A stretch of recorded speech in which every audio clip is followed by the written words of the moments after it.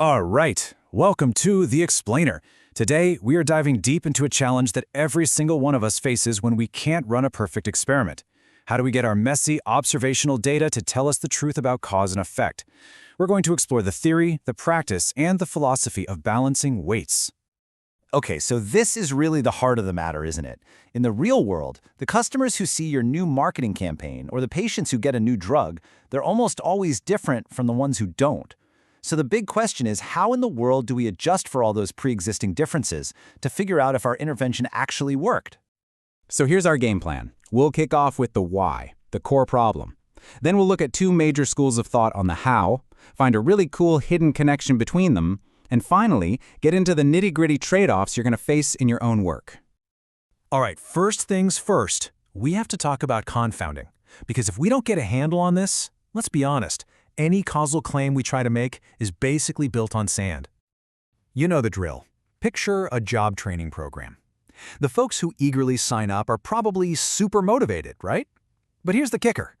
Those same motivated people were probably more likely to find a job anyway. That's confounding in a nutshell. It's this ghost in the machine that makes your treated and untreated groups fundamentally different from day one. So what's the fix? Well, the big idea is to re-weight our data. It's like we're digitally putting a thumb on the scale to even things out. We're on a hunt for a magical set of weights that can make our control group statistically indistinguishable from our treatment group. If, and it's a big if, we can pull that off, we get to graduate from just talking about correlation to making a credible causal claim. Okay, so let's get into the first major philosophy for doing this. And if you've ever taken a causal inference class, this is almost certainly where you started. We're talking about the classic modeling approach.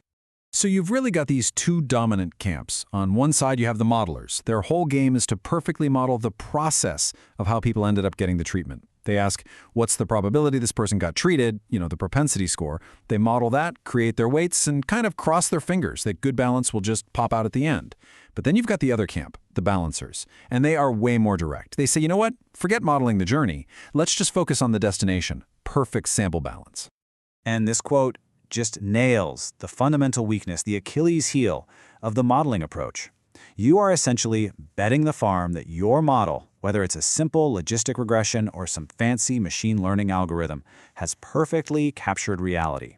But what if it's wrong, even a little bit? Well, your whole analysis can get thrown off. This very risk is what opens the door to a really beautiful and elegant alternative. What if we just cut out the middleman? Instead of modeling a proxy for balance, why don't we just aim for balance directly? And what this looks like in practice is reframing the whole thing as an optimization problem. It's basically a three-step dance. First, you define your target. What does balance actually mean to you? Let's say we want the average age to be the same in both groups. Second, you set the rules. You introduce a penalty for any crazy, wild weights because you know those will make your estimates unstable. And third, you just hit go and let the math find the optimal set of weights that perfectly nails that trade-off. And I just want to pause here because this is a really massive shift in thinking. It's the difference between trying to model the entire winding, complicated road of how someone got treated versus just plugging your destination, covariate balance, into a GPS and saying, get me there now. It's just so much more direct. Okay, so we've set up this big showdown, the modelers versus the balancers. But what if I told you it's a false choice? What if these two seemingly opposite approaches are actually deeply mathematically connected? This is where the theory gets really elegant. So here it is, the big reveal. When you set up that optimization problem for the balancing approach, it turns out there's this hidden mirror image problem. It's called its dual. And that dual problem is exactly the same thing as fitting a specific kind of regularized model for the treatment odds. I mean, how cool is that? It means every choice you make in the balancing world, how you define balance, what penalty you use, is implicitly choosing a specific kind of propensity score model. They're not different approaches, they're just two sides of the same coin. All right, enough theory. Let's make this concrete and see how it all plays out. We're going to turn to the classic, the canonical LaLonde dataset. For anyone in this field, this is like our proving ground. It's the perfect test case because we actually have the results from a real-deal randomized experiment to check our work against.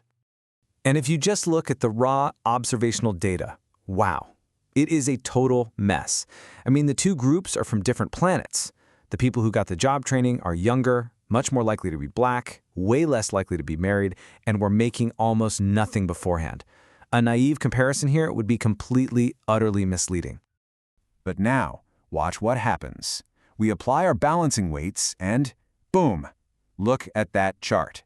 The huge bar on the left, that's the crazy imbalance we started with.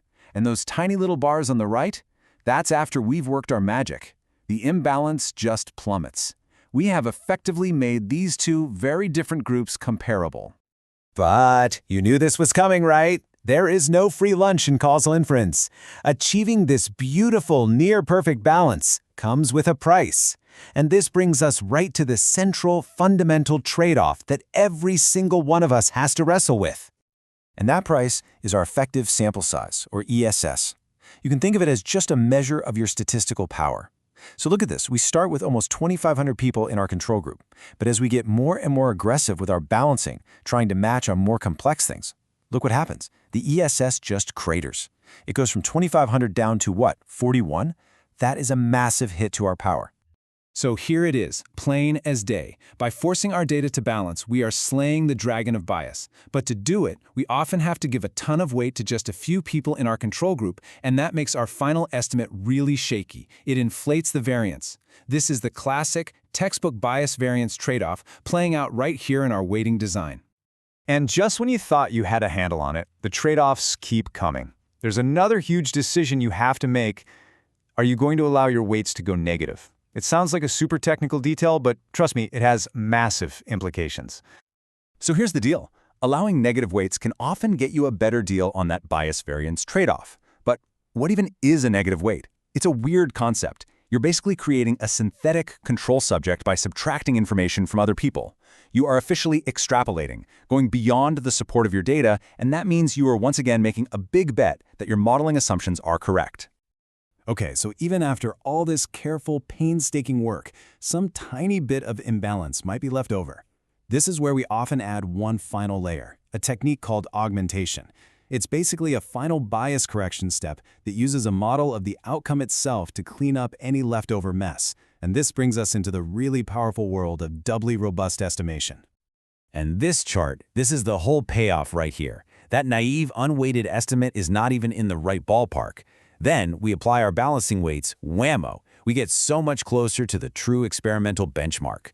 And then that final little augmentation step, it just nudges us even closer, right on target. This is what it's all about. This is causal inference in action. So this leaves us with one final crucial question. We've worked so hard to achieve balance on all the things we could observe, but what about the confounders we couldn't measure? Balance is an incredibly powerful, absolutely necessary step on the path to causal inference, but it's so important to remember that it's not always sufficient. The work of a careful researcher is never, ever done.